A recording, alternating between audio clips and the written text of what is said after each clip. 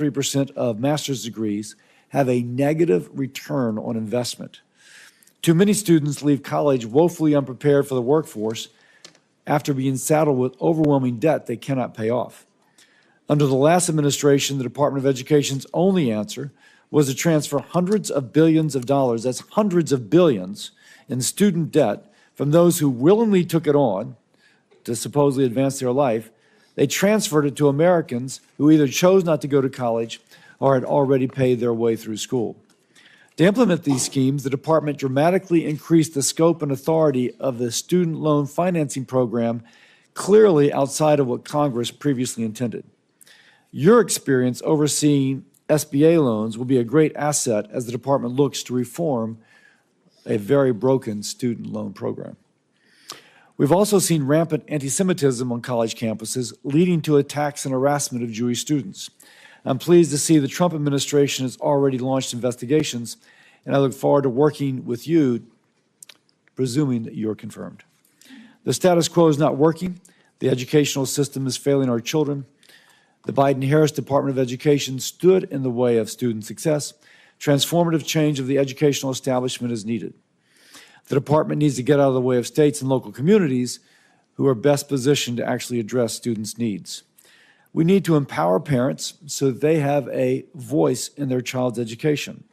This includes increasing access to school choice, perhaps also called parental choice, so families can give their child every opportunity to succeed in the classroom and beyond. With President Trump in office and Ms. McMahon's leadership, we have a real opportunity to accomplish this.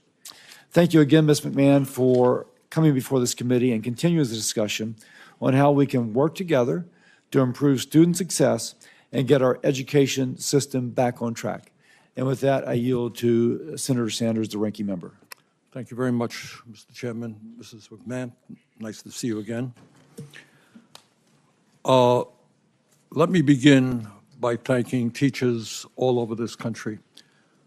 This is a very difficult time to be a teacher. And talking to teachers in Vermont, and I think teachers all over the country, what they are telling me is they are spending a lot of their times not only teaching math and English, but dealing with the emotional needs of kids. Because among other things, our kids are struggling in many, many ways. So it's a tough time to be a teacher, and I want to thank the teachers very much for the extraordinary work that they are doing, especially for some of the most vulnerable kids in our country. You know, way back in 1863, as we recall from our history books, Abraham Lincoln was in Gettysburg. And he looked out on a field where soldiers by the thousands had just died in the struggle against slavery. And he talked about the need to maintain a government of the people, by the people, and for the people. That was that short but very powerful Gettysburg Address. And I think in this country today, there is a growing fear that instead of having a government of the people, by the people, and for the people, we are looking at a government of billionaires, by billionaires, and for billionaires, whose job is not to improve life for ordinary people, but to make the people on top even wealthier. So in the midst of massive income and wealth inequality, where 3 people own more wealth than the bottom half of American society, the Republicans in the House yesterday introduced a budget resolution that would provide massive tax breaks to the people on top, and they would pay for those tax breaks for billionaires by cutting Medicaid, education, and programs that working families throughout this country desperately need. That is exactly the wrong thing to do. At a time when millions and millions of working families are struggling, our job is to protect those families and not worry about the billionaires who have never had it so good. But it's not just cuts in Medicaid, as devastating as that would be. We're looking at, if the Republicans get their way, massive cuts to education. And I should also say that the people who are trying to privatize Social Security, privatize Medicare, privatize Medicaid, privatize the Veterans Administration, are precisely the same people who are trying to privatize public education in America. We must not allow that to happen. In America, we must not allow our educational system to become a two-tier system, a system which says that if you have the money, you're going to get help from the federal government, you're going to get a voucher to send your kid to a school that may cost $50,000, $60,000 a year, while the public schools will end up being segregated not just by race, but by class. Most families in America do not have $40,000, $50,000, $60,000 a year to send their kids to private schools, and it's absurd to provide public money to make that possible. Our job is not to take away money from public schools to give it to private schools. It is to strengthen public education in America. Further, President Trump has talked about abolishing the Department of Education. Yes, I think everybody on this committee wants to see us go after waste and bureaucracy in every agency of government. But what we must understand is that when we talk about the Department of Education, they are providing vital resources for 26 million children in this country who live in high poverty school districts. Is it the responsibility of the federal government to say that every kid in America, whether you're poor, middle class, rich, gets a quality education? It is. And that is what a lot of what the Department of Education does. Department of Education provides millions of public school students who have disabilities, emotional problems, physical problems, provides them with help. It provides Pell Grants and other important financial assistance that over 7 million low-income students need to get a higher education. So the goal is not to abolish the Department of Education, it is to make it more effective and to make sure that it addresses the educational needs in this country.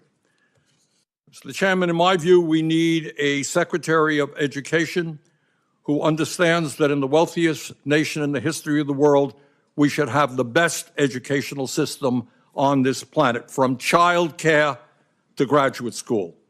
We need a Secretary of Education who understands that we're going to attract the best and the brightest to the teaching profession. You know what? We have to pay teachers the kinds of salaries that they deserve, which is why I've introduced legislation that says no teacher in America should earn less than $60,000 a year. We need a Secretary of Education who understands that schools do not end at 2:30 or 3 o'clock. We need strong after-school programs. We need strong summer programs. We need a Secretary of Education who understands that we've got to invest in mental health. We need a Secretary of Education who understands that we have got to fully fund the Individuals with Disability Education Act. So there are a lot of questions I have for Mrs. McMahon. I very much appreciate her being here and look forward to the discussion we'll have. Thank you, Mr. Chairman. Thank you, Senator Sanders. And now to introduce Ms. McMahon, we'll start with Senator Scott. Thank you, Mr. Chairman. Thank you, Ranking Member. Thank you, committee members, for allowing me to have an opportunity to talk about my good friend, Linda McMahon.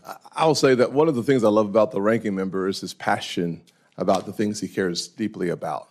He and I don't agree on the conclusions or the solutions, but I do believe that he is a thoughtful person who cares about the issues, and I hope that doesn't hurt your reelection bid. But let me say this. I'm not a billionaire. Never have been, likely never will be. But I am a kid who grew up in a single-parent household, mired in poverty, whose mother worked 2 jobs trying to keep the lights on. I went to 4 different elementary schools by the 4th grade. When I think about the issue of education, I think about how in the world do we ever get to a meritocracy if the vast majority of the kids today are going to segregated schools that are failing those kids. 13 schools in Maryland where the average kid, 99% of the kids cannot perform at grade level. I think about Chicago on the south side where I spent a lot of time, where 95% of the kids cannot perform at grade level. I think about Charleston, South Carolina, my hometown, where 60+% of African American males don't go to college. I think about the quagmire pit of failure that is consistently the case in inner city schools across America. You talk about the resegregation of America's public schools, it's already happened. It's happening right now. Our public education spends $850 billion to disappoint families, millions of families across this country. 10% of the resources come from the federal government, and yet 80 to 90% of all the rules that suppress performance come from Washington. The average employee at the Department of Education, these numbers are a few years ago, and these unfortunately aren't part of my speech. Bernie changed my speech for me. Is about $106,000, where the average teacher makes $55,000. Those numbers are 4 or 5 years old. But here's my point. My point is a simple point.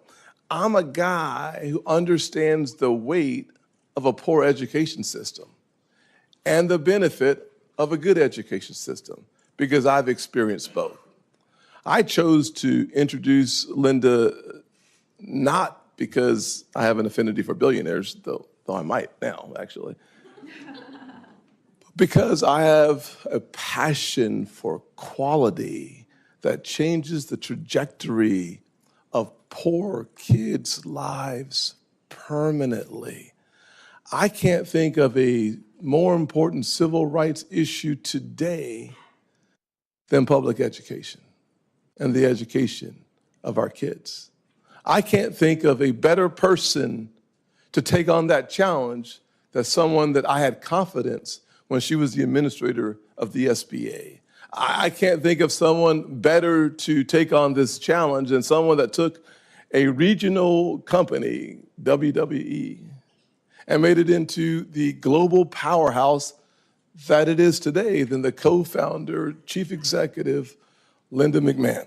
I can't think of someone better to do the job than someone who served on our own state board of education, who was a trustee at Sacred Heart University, and who led the policy initiatives at the America First Policy Institute. That would be Linda McMahon. I can tell you that there are a lot of questions I'd like to answer, but I don't have time. But I can tell you this. For the poorest kids in our country, disillusioned about the American dream, the answers they are looking for rarely come from Washington.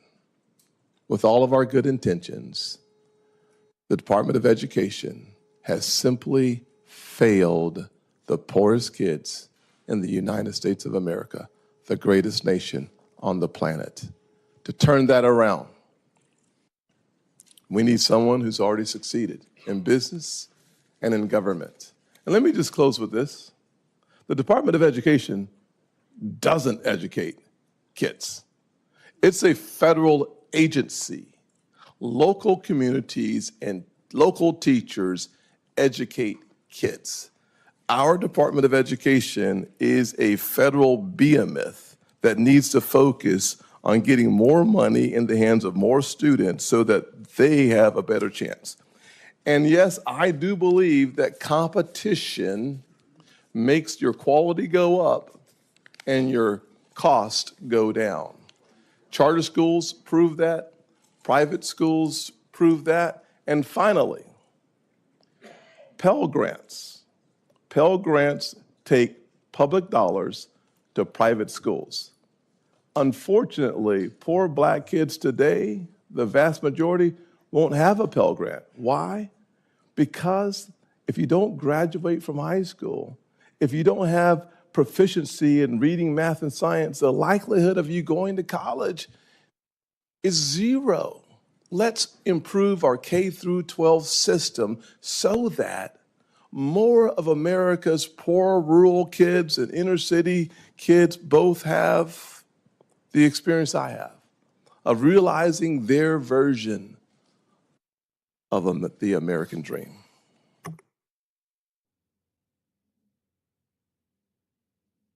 Thank you, Senator Scott. Very powerful. Senator Britt. Well, that was amazing. Thank you. My colleague nailed it. Chair Cassidy, Ranking Member Sanders, and members of this committee, I am honored to join you today to introduce President Trump's nominee for Secretary of Education, my friend, Linda McMahon. It is clear that our current education system isn't working. We have the status quo, and that's actually failing our kids. As you mentioned, Mr. Chairman, the latest NAEP scores show that students' reading and math scores are down in almost every single state, to the point where only 30% of 8th graders are meeting reading proficiency levels. The status quo in education just hasn't failed students. It's failed parents, just like me. And very respectfully, Mr. Ranking Member, the America that you just described, the one that you're fearful will be created, it already exists. Our students deserve better. Our parents deserve better. We have to do something different in order to achieve a different result. For far too long, the Department of Education has catered to far-left bureaucrats at the expense of moms and dads. It has pushed for school closures, removed parental rights from the equation, promoted radical ideologies in the classroom, and supported allowing men and boys to play in women and girls' sports. Enough is enough. We need a change agent at the Department of Education, and that change agent is Linda McMahon. She is the perfect antidote to what is wrong with education in this country. Linda has an immensely successful track record as a business executive, as a leader of a government agency, and at the America First policy, as an America First policy advocate. She is not just an overwhelmingly qualified nominee for Secretary of Education, but a nominee who can make a real difference at the department that sorely needs it. She's also a grandmother of 6, with a personal stake in the quality of our education system. She understands how important it is that our kids learn what they're supposed to, and how important it is for parents to be empowered. I'm right there with her. And that's not the only mission that Linda will pursue at the Secretary of Education as a secretary. Attending a 4-year college or university is the right path for many Americans, but it's not the only one available to graduating high schoolers, and Linda will ensure that students know that. Linda led efforts to empower the American worker at AFPI, and I am confident that she will make aligning our education system and our workforce systems a priority at the Department of Education.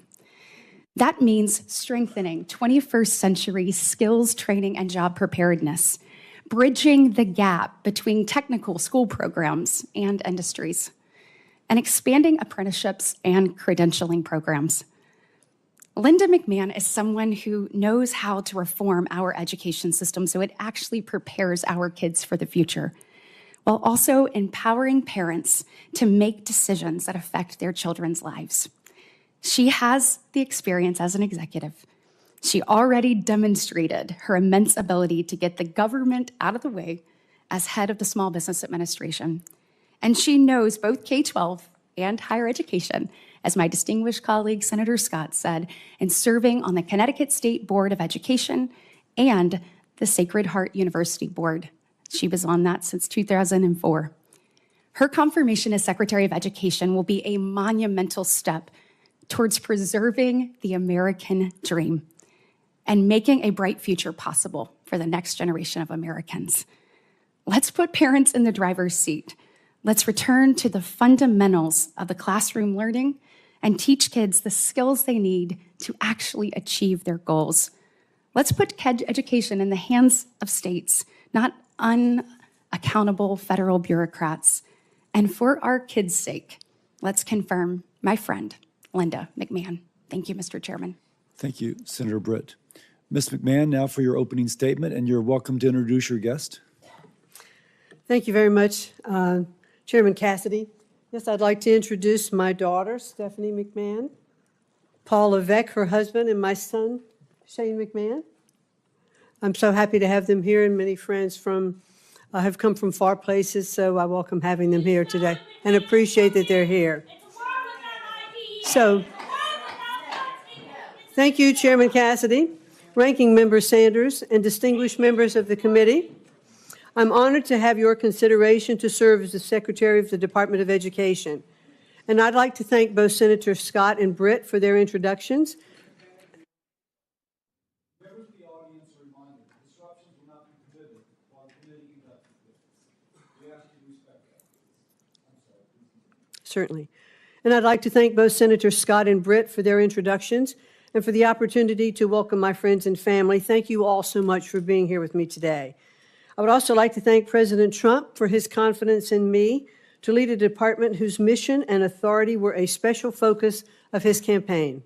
He pledged to make American education the best in the world, return education to the states where it belongs, and free American students from the education bureaucracy through school choice.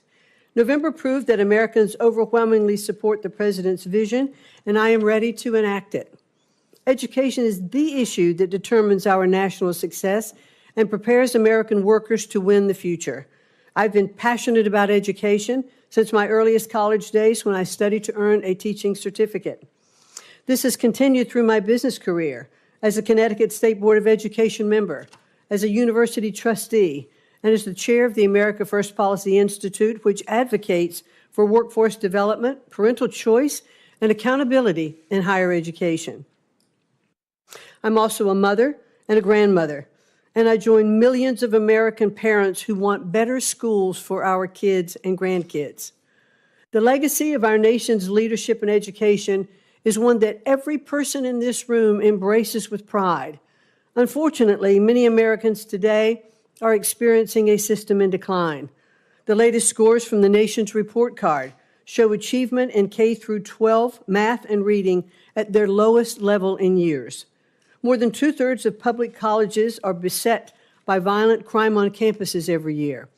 And most tragically, student suicide rates have dramatically increased over the last 2 decades. We can do better. We can do better for the elementary and junior high school student by teaching basic reading and mathematics, for the college freshman facing censorship or anti-Semitism on campus, and for parents and grandparents who worry that their children and grandchildren are no longer taught American values and true history. In many cases, our wounds are caused by the excessive consolidation of power in our federal education establishment. So what's the remedy? Fund education freedom, not government-run systems. Listen to parents, not politicians. Build up careers, not college debt. Empower states, not special interests. Invest in teachers, not Washington bureaucrats. If confirmed as Secretary, I will work with Congress to reorient the department toward helping educators, not controlling them. My experience as a business owner and leader of the Small Business Administration, as a public servant in the state of Connecticut, and more than a decade of service as a college trustee has taught me to put parents, teachers, and students, not bureaucracy, first. Outstanding teachers are tired of political ideology in their curriculum and red tape on their desks. And that's why school choice is a growing movement across the nation. It offers teachers and parents an alternative to classrooms that are micromanaged from Washington, D.C. We should also emphasize career-focused education, especially in cutting-edge STEM fields, where American companies need high-skilled employees. Our workers deserve more post-secondary pathways, career-aligned programs, apprenticeships, and on-the-job learning, and jobs in tech, skilled trades, and healthcare for non-college degree holders. Those who do attend college deserve transparent costs and courses of study aligned to workforce demand. The United States is the world leader by far in emerging technologies like AI and blockchain, and we need to invest in American students who want to become tech pioneers. We should encourage innovative new institutions, develop smart accountability systems, and tear down barriers to entry so that students have real choice and universities are not saddling future families with unsurmountable debt. We must protect all students from discrimination and harassment. And if I am confirmed, the department will not stand idly by while Jewish students are attacked and discriminated against. It will stop forcing schools to let boys and men into female sports and spaces. And it will protect the rights of parents to direct the moral education of their children. The opportunity before us these next 4 years is momentous. I look forward to working with the committee, our nation's parents, teachers, and students, and education leaders from all political perspectives to build a better future for every American learner. Thank you so much for the opportunity to speak with you today, and I look forward to your questions. Thank you very much. I shall begin. Everybody's rightly focused on the fact that we have a problem with reading scores, and they've been anchored where they are for quite some time, with an incredibly high percentage of children not reading at grade level. And the old kind of truism that kids learn to read by grade 3 or 4 and they read to learn thereafter. But they're not learning to read by grade 3 or 4. So that said, dyslexia, according to NIH kind of reviewed literature, affects 20% of our population. Those 20% learn to read differently, and if their differences are not acknowledged, then they will be among those, almost an anchor holding reading scores down. Now, it would just intuitively make sense to diagnose the child with dyslexia as early as possible. Most states do not screen. That said, you can see where I'm going with my own thoughts. But what would be your approach to addressing the issue of dyslexia, which is frankly ignored, not in a state like New Hampshire, where Governor Hassan actually put in such programs, but in other states? What would be your approach to make sure that the child who's dyslexic is diagnosed at an early stage and receives the intervention that she or he would need to receive? Well, thank you very much, Chairman Cassidy, and I know this is a very sensitive subject for you, since I believe it is your son that does have dyslexia, as you and I discussed when I visited with you in your office. My daughter, but that's I'm sorry, it's your daughter. But I certainly very much would like to be sure that we are looking to diagnose issues like dyslexia early, because we have found that it can be turned around. So I'd like to work with you and understand how we could have better approach for that in our school systems. You had mentioned that you would not tolerate the anti-Semitism that has been on the rise. What steps would you take to make sure the backlog of anti-Semitism cases at the Office of Civil Rights is processed and those responsible for illegal discrimination held accountable? Senator Kennedy, Cassidy, I think that by far what we saw happening on our campuses was absolutely deplorable. Kids locked in libraries, afraid to come out. Now, I believe in freedom of speech on campus, open debate, and we should encourage that. But we cannot allow violence happening on our campuses. That puts all students in an unsafe place.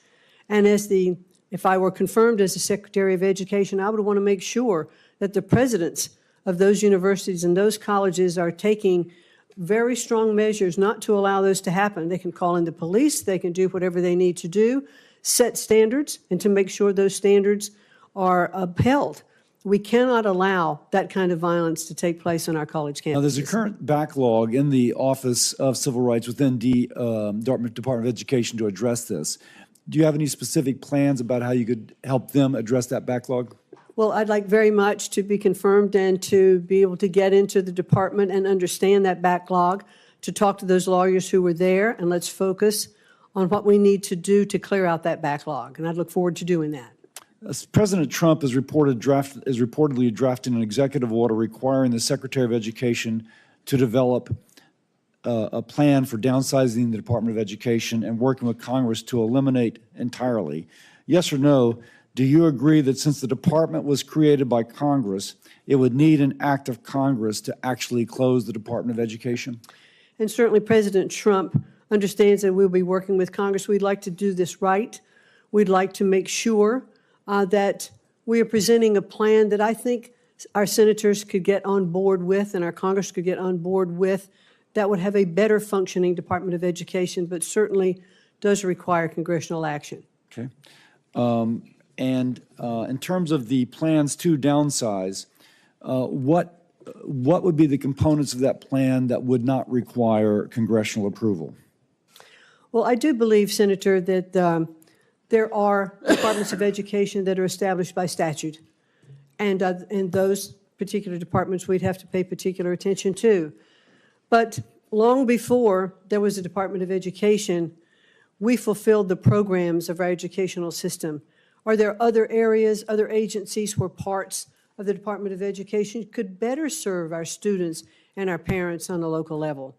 And I am really all for the President's mission, which is to return education to the states. I believe, as he does, that the best education is closest to the child and not certainly If the from department Washington, is D.C. downsized, would the states and localities still receive the federal funding which they currently receive?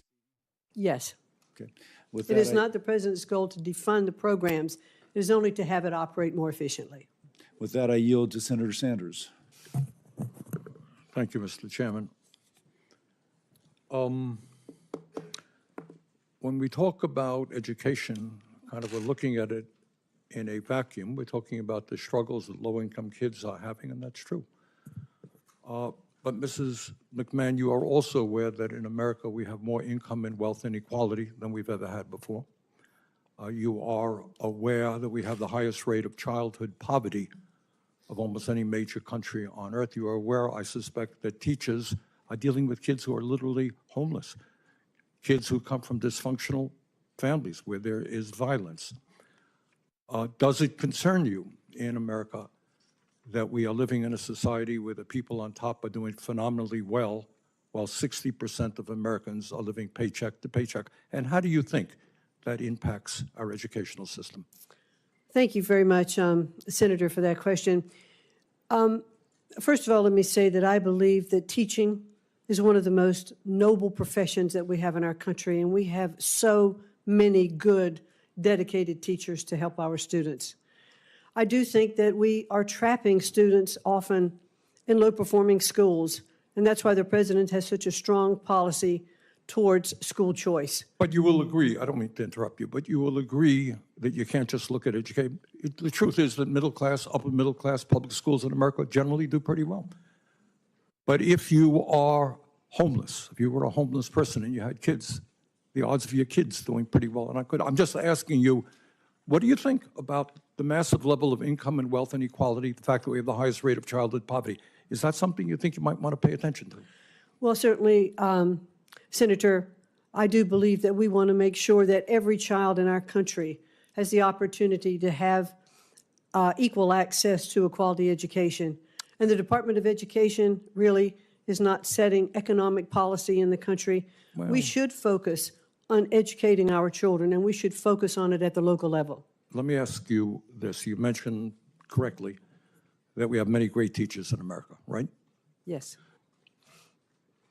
If you as a businesswoman wanted to attract the best and the brightest, would you be starting them off after they leave school, maybe $50,000, $60,000 in debt with salaries of $35,000, $40,000? Or would you say, we respect, you talked about teaching being the noblest profession. I agree with you.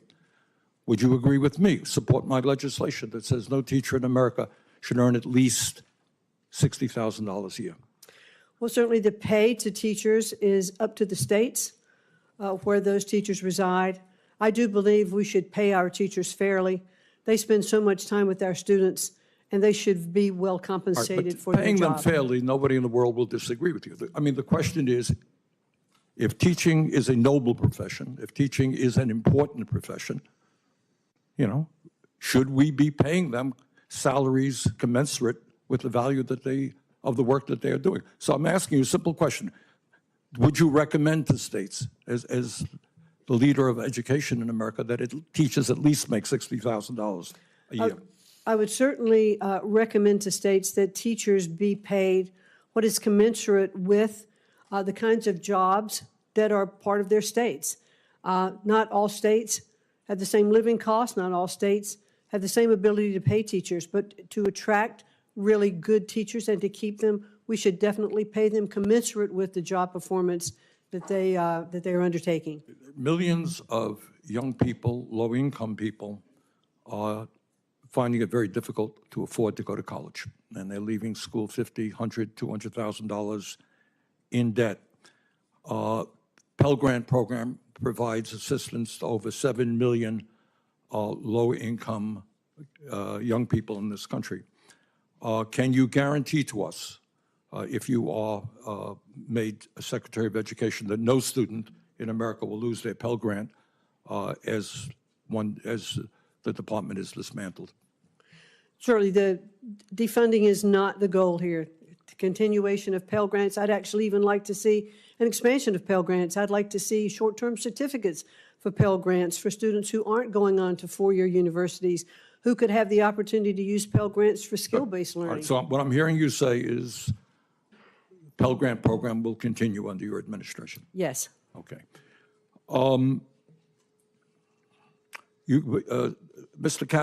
Senator Cassidy asked you an important question, and that is, do you agree, and let me just once again get your feelings on this, that if there is a movement to abolish the department, it has to go through the United States Congress? Yes, it is set up by the United States Congress, and we work with Congress. It clearly cannot be shut down without it. Good. Thank you. Senator Collins. Thank you. Welcome. First of all, let me say I was very pleased to hear your strong commitment to enforcing the Office of Civil Rights jurisdiction over the many incidences, horrible incidences of anti-Semitism that we've seen on our college campuses. Among the important programs that are administered by the Department of Education are Title I, IDEA, and the TRIO programs, all of which have been high priorities for me. I want to briefly discuss those programs.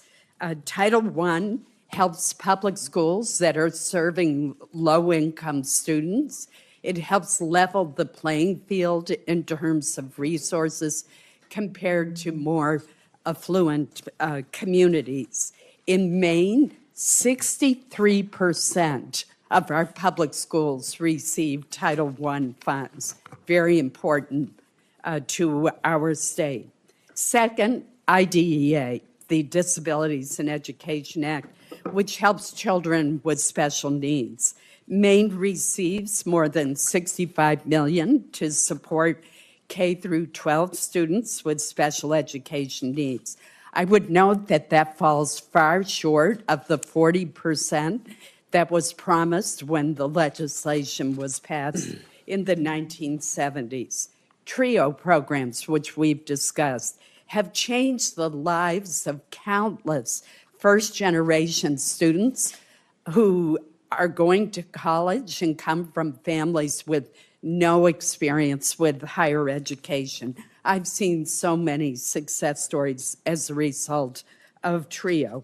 So my question for you is, how do we maintain the administration and oversight of these programs if we abolish or substantially reorganize the Department of Education? Thank you, Senator Collins, and I know how passionate you are about these issues, and I enjoyed meeting with you in your office and talking about these various things, especially I think the TRIO program, which we both agreed was just hit a terrible blow just by regulation when some of the students who were applying, their applications were rejected simply because of spacing on a form. Right. And that kind of regulatory control just cannot stand. That is just impossible.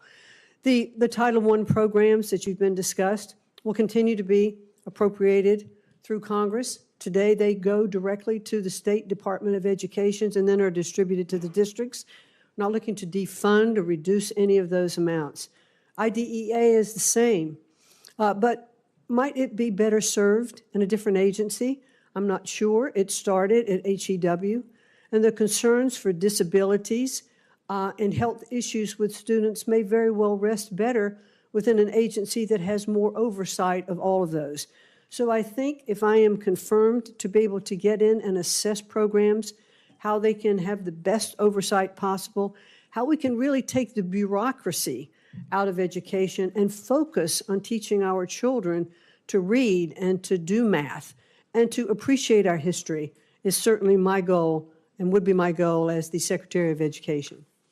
Thank you. On Monday, the administration announced that the Department of Education was going to terminate 89 contracts from the Institute of Education Sciences. They were worth $881 million, as well as terminating 29 training grants.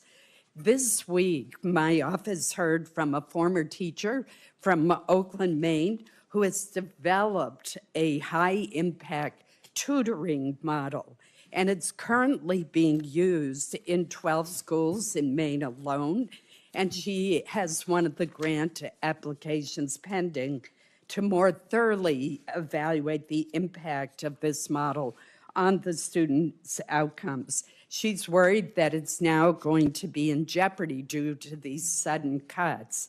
Considering the poor reading and math scores reported by NAEP, and that unfortunately includes poor scores in my home state, shouldn't the Department of Education continue to collect data and evaluate outcomes rather than halt these activities so that you can help states know what works? Well, thank you, Senator, and it is my goal, if I am confirmed, to get in and assess these kinds of programs, because I'm not sure yet what the impact of all of those programs are. I know that there are many worthwhile programs that we should keep, but I'm not yet apprised of them. I want to study them. I'd like to get back and talk to you more and to work with you. I look forward to working with this committee and all of Congress to make sure we can deliver for our education. Thank you. I appreciate your responses. Thank you. Thank you. The committee will come to order. Senator Murray. Thank you, Ms. McMahon. Elon Musk's DOJ staffers have reportedly set up camp at the Department of Education. They've already been given access to highly sensitive student data and have already started holding back money that Congress decided on a bipartisan basis was needed to help our schools and students. We're also hearing, as you know, about an executive order coming any day that will seek to dismantle the Department of Education. These are bipartisan laws. You indicated that you understood that Congress has passed these laws. But a lot of turmoil is happening. You heard it from my colleague just asking that question now. So I want to ask you, if confirmed, do you commit to getting every dollar we have invested in our students and schools out to them? Well, the appropriated dollars and those monies that are passed by Congress, yes. I have no issue, however, with the fact, and I believe the American people spoke loudly in the election last November to say that they want to look at waste, fraud, and abuse in our government. So DOJ, there are a couple of implants at the Department of Education, as there are with agencies throughout the district, and they're doing an audit. Right, You know, I understand an and audit, but when Congress appropriates money, it is the administration's responsibility to put that out as directed by Congress, who has the power of the purse. So what will you do if the president or Elon Musk tells you not to spend money Congress has appropriated to you? We will certainly expend those dollars that Congress has passed, but I do think it is worthwhile to take a look at the programs before money goes out the door. It's much easier. It is much easier understand that, but to stop the money as it's going out the door than it is to claw it back. Process by law is that you look at that, you make recommendations to Congress, and we implement those laws. So, I mean, the question really is, who decides how much federal funding public schools get in Seattle, where it's already been allocated? The school district or Elon Musk or Congress? And I think Congress has been pretty clear that the purse lies here. We pass our appropriations bills. We expect those programs to come. If you have input, if you have programs you have looked at that you believe are not effective, then it is your job to come to us, explain why, and get the support for that. Let me move on. Ms. Mann, I believe that our nation's students, families, and taxpayers do want true accountability. They do want improvement in our schools. Back in 2015, Congress came together in a bipartisan way to replace the No Child Left Behind Act with the new law, Every Student Succeeds Act. That was a bill I was very proud to negotiate with my Republican counterpart on this committee, passed it into law. It gives states more flexibility in using their federal education funds. It eliminated those one-size-fits-all mandates that everyone hated, and it established some really strong federal guardrails to hold states and schools accountable. I believe that the Department of Education must do more to implement that law. Right now, less than 42% of our schools identified for comprehensive support and improvement, or CSI as we call it, had a plan that met all the requirements of that law. And 1 in 5 schools' plans included practices we know are ineffective.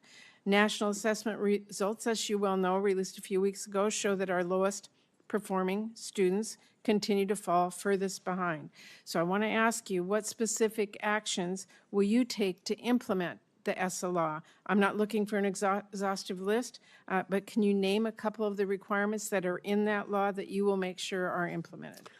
Well, Senator, thank you, and I would look forward to working with you in the committee, understanding more about the ESSA laws. Do you know what the requirements are? Do you know about the requirements for targeted support improvement schools or the annual report card requirement? Can you name any of the requirements Yes, that are in that? I have read through ESSA, and I do know, it's very interesting. It's how I really got into education in the first place, was when No Child Left Behind was in place.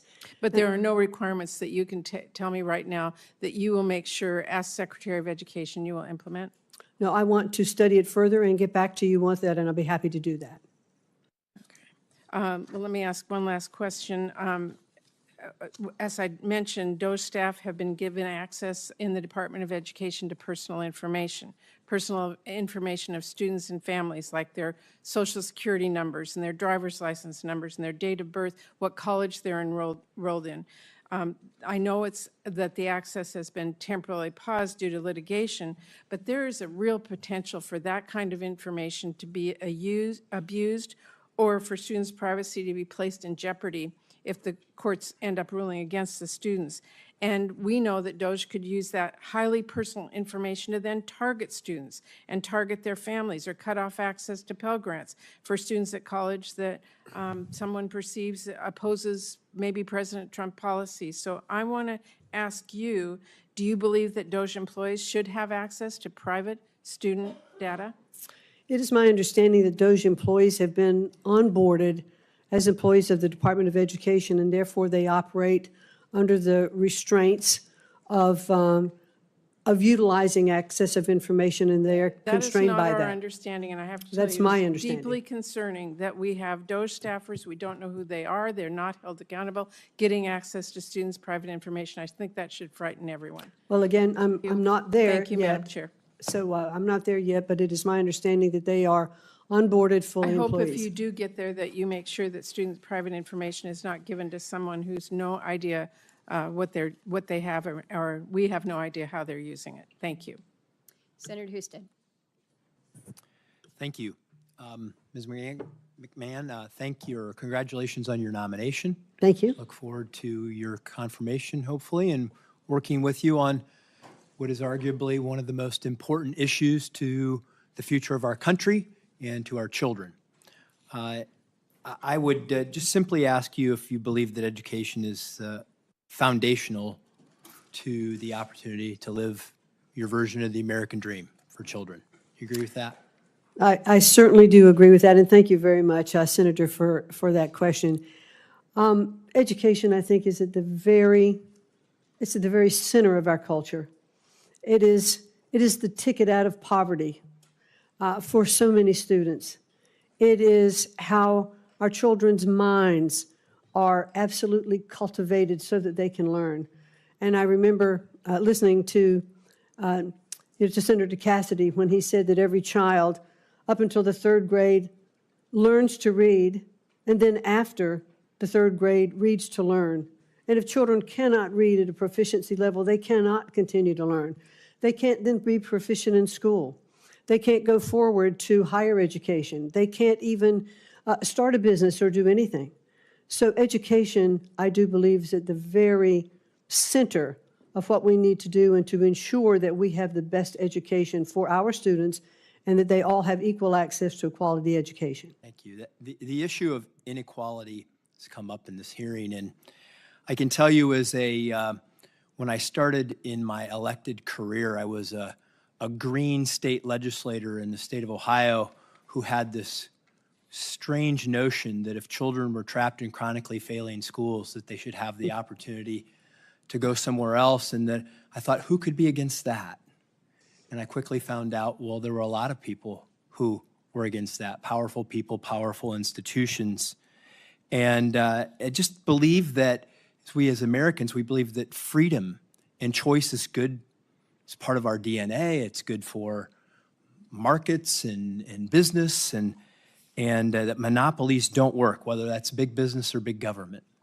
And that has been reinforced to me over the course of basically my lifetime that I've worked on this issue.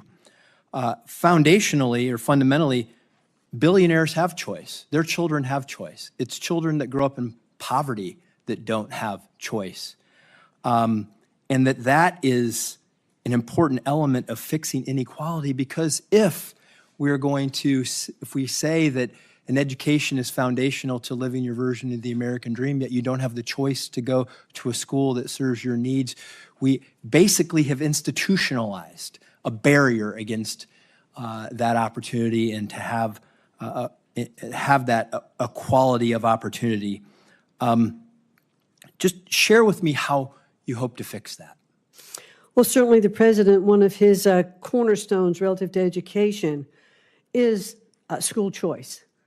He certainly does believe in universal school choice, and we have seen, I think that there are now, I believe the number's 33 states, I might be corrected on that, states that do have school choice. And what we have found that public schools come up, they're competitive.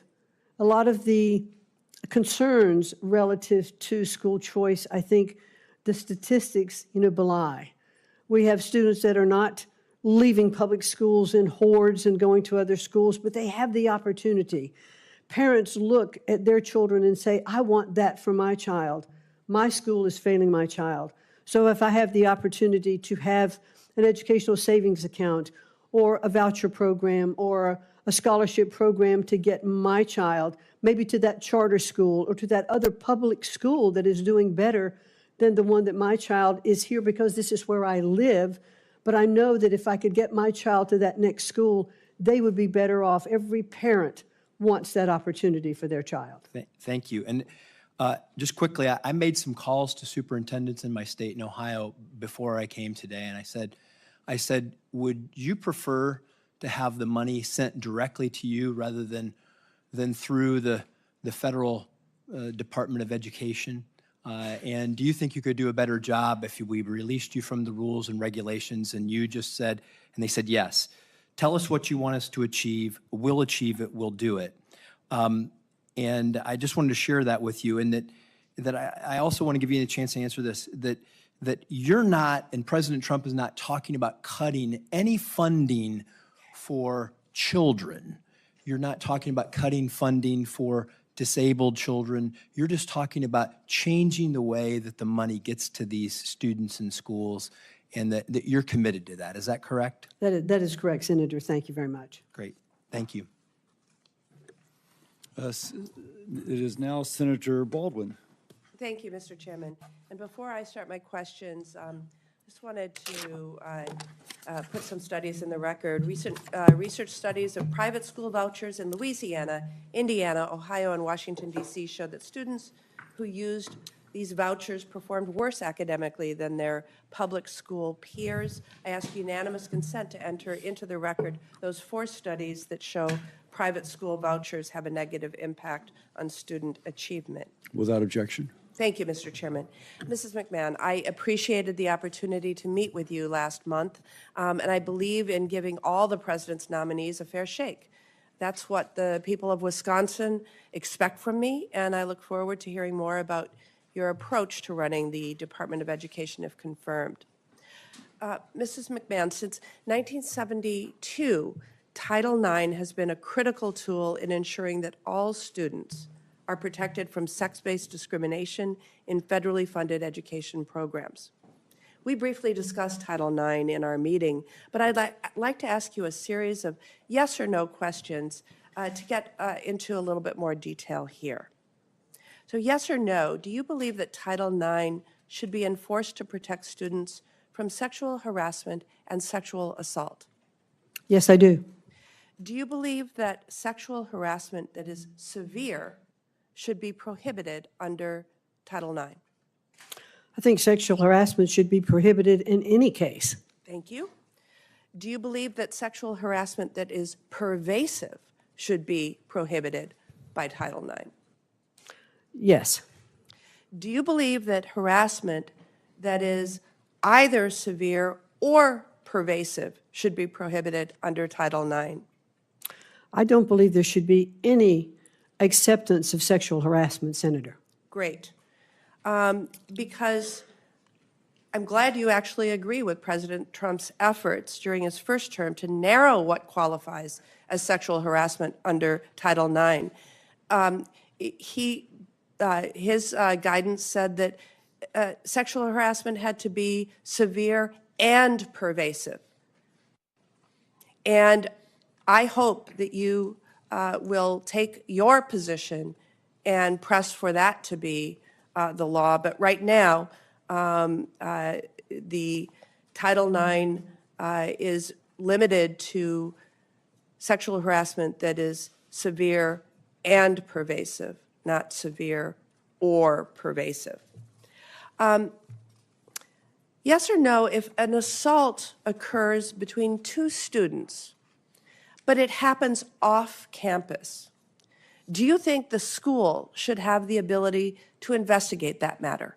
I think the school should investigate that matter, and I believe under the regulations today, and I could be corrected on that, that they are obligated to investigate. Okay, and do you believe that the school then, after investigation, should have the ability to take actions regarding an incident that occurs off campus? Yes, I think the school should be required to take those actions and to investigate and to notify the parties that are involved, and that so that both sides of the equation can have due process. I appreciate your answer. It is not entirely clear at this matter, at this time, that the incidents would not only be investigated, but adjudicated as to the school's adjudication rules. And the problem with that, as I'm sure you're well aware, is that you would have the potential of a victim of sexual assault facing the potential of attending class with their perpetrator. You know, despite how much this administration likes to talk about protecting women and girls, the actions have not matched the rhetoric. And so I think instead of actually protecting women and girls, this administration is not making school a safer place for anyone, while using this topic as a way to fearmonger and demonize others. Mrs. McMahon, you have been named in a lawsuit which alleges that you and your husband allowed for systemic and pervasive abuse of underage children to persist in your business for years. It is an ongoing lawsuit, and it alleges that you rehired a known sexual predator, and you felt it was sufficient to simply direct him to steer clear of children. If confirmed, you will be responsible with overseeing the Department of Education Office of Civil Rights, charged with ensuring equal access to education through vigorous enforcement of civil rights laws. I am so concerned about whether sexual assault survivors on campus can trust you to support them. Thank you, Senator. They certainly can trust me to support them. I have a granddaughter that is now in college. I have two grandsons who are in college. And I have a deep commitment of understanding of how I would feel if any of them were involved in sexual harassment or accused of sexual harassment. You have my absolute commitment that I will uphold and protect those investigations to make sure that those students are treated fairly on both sides. Mrs. McMahon, we met shortly after a shooting at. You're a minute over. Oh, I will submit this question for the record. Thank you. Thank you, Senator. Senator Tuberville. Thank you, Chairman. Ms. McMahon, thank you for being here today, and thanks for wanting to take on this monumental task. You know, I'm a football coach. I'm not a lawyer. I'm not a business guy. I taught high school and worked my way up for 40 years. This country gives you one thing, and it's what I taught my kids when I coached. This country doesn't owe you anything but an opportunity. And that's the reason this country is the greatest country on the face of the earth. Now, when you lose that opportunity, and I've lost many times, I've got my tail back up and gone again. But that's where you learn it, through education. I've been to every state in this country recruiting, going through high schools except for Alaska in my 40 years. In my 40 years of coaching and going into high school, there's not been a bigger disappointment than our education system. I've seen it decline for 40 years. It's gotten worse. You're going to have the task of trying to bring it back. It's going to be hard to do because you're going to be fought from every side. This is not Democrat, Republican, black, white. It's not. It's an American problem. I've spent tens of thousands of dollars of my budget when I coach and bringing kids in. After I tested them, they couldn't read past the 6th grade and reading level, but they had 3.5 GPAs when they came to my university. We're failing. It is a disaster. If you can't read, you can't learn. And that's one of the first things that we got to get back to, is teaching our kids to read. We got a lot of teachers that don't teach reading like you and I learned. It's different. We have all this nonsensical teaching of what we call Common Core of math. I still ain't figured that out. But thanks for wanting to take this on, because there's a lot of obstacles going to be in your way. And so don't be afraid to make changes. We've had a K through 12 system for years. It's a failure. It is an absolute failure. Let's teach our kids. That's the only chance they got to survive in this world, which is going to be very, very competitive. Now, we have things that get in our way. And what's deterring our kids nowadays? That thing right there. I had problems coaching with it. Enemy number one when I told them, put that damn phone up. Don't bring it to my dressing room, because I want you to listen and learn, not be on there listening to music and reading the nonsense you see on there. So you got a lot of obstacles. The one thing I think we need to do is just look at K through 12 and what do we do? How do we get better? I'm all for workforce development in the last 2 years of high school, teaching kids to learn to use their hands. And what's your thoughts on that, about work in high school? I'm not talking about past high, I'm talking about the last couple of years. Well, thank you, Senator. I think when you and I met in your office, and I appreciated that time, I discussed with you that I probably dated myself by saying that when I was in high school, in your senior year in high school, you could take a vocational program, which meant that you went to school the first part of the day. The second part of the day, you could have a job. You could be learning a skill or a trade, and those credits would count towards your education. I think we need to get back to more of that. We are not teaching skill-based learning in our schools anymore. And I think we have to look at our entire education system and say, you know, four-year college is not for everyone. For those particular jobs that require, you know, doctors, lawyers, engineers, that require 4 years, then I think. Ms. McMahon, please suspend. The committee will come to order. Capitol Police are asked to remove the individual from the room. I don't think she knows how to read or Again, listen. members of the audience are reminded that disruptions will not be permitted while the committee conducts its business. With that, Ms. McMahon, please resume. Thank you. So I think we do have to get back to teaching basics, you know, in school K through 12, but to continue on to what we were talking about, we don't have enough skill-based learning. We don't have enough internships or apprenticeship programs. I'd also like to see, you know, more dual credits in our high schools, our junior and senior years, that would count towards community colleges or other institutes that would get students through college faster, if in fact that is the plan that they are going to take.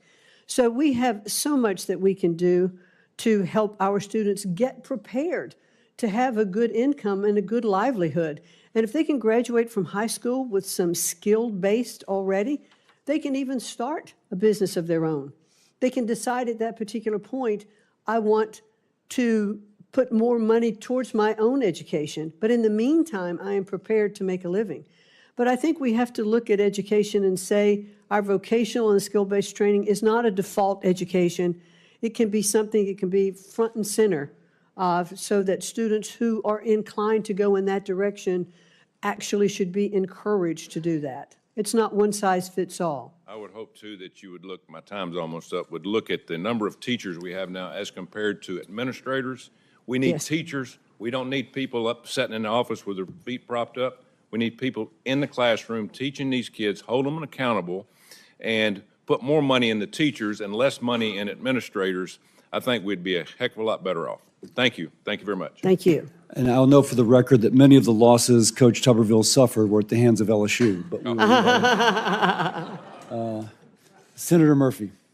Thank you very much, Mr. Chairman. Ms. McMahon, good to see you. You and I have spent a lot of time over the years, and I appreciate your willingness to sit before the committee and answer some really important questions.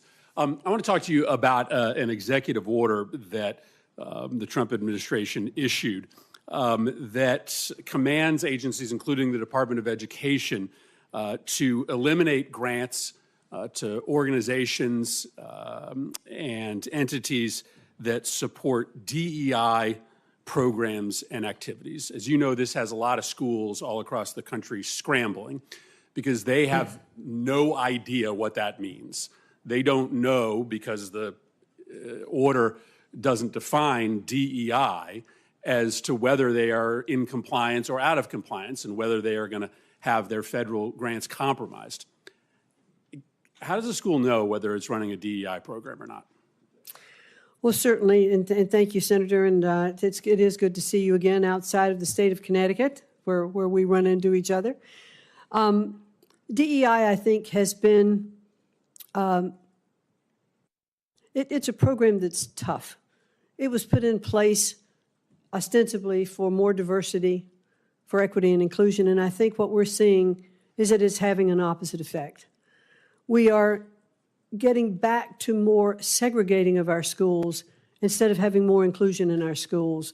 When there are DEI programs that say that Black students need separate graduation ceremonies or Hispanics need separate ceremonies, we are not achieving what we wanted to achieve with inclusion. Let me give you an example then. So this order applies to Department of Defense schools, and those schools have canceled all programming around Black History Month.